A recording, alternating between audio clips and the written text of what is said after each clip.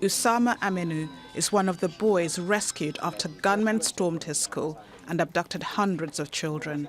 He says he was falling asleep when the attack started. I started hearing gunshots. Then when I came out, there were many people already outside.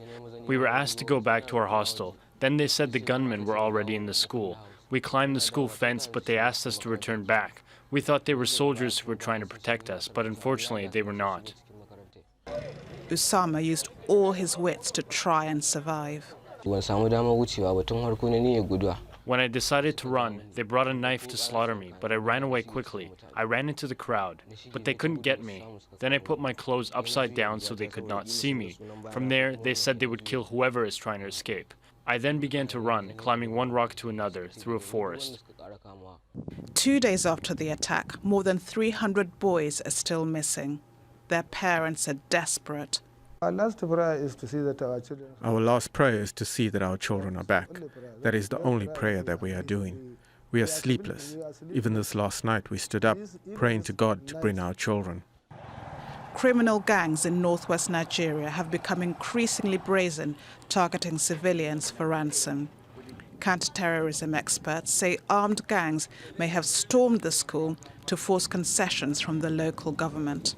These are guys that have actually benefited from amnesty or some forms of negotiation in the past with both the Katsina government and also the Zamfara state government. But it's believed that there is a conflict in terms of agreement reached between Katsina state government and these bandits. So it's more like attacking the community to show or force the Katsina state government into negotiating with them.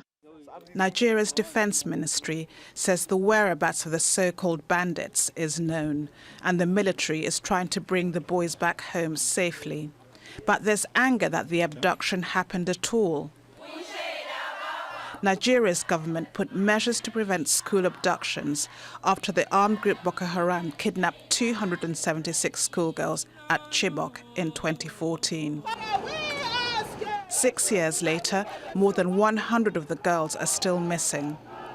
The fear for parents in Katsina State is that their sons could suffer the same fate. Barbara Ngopa, Al Jazeera.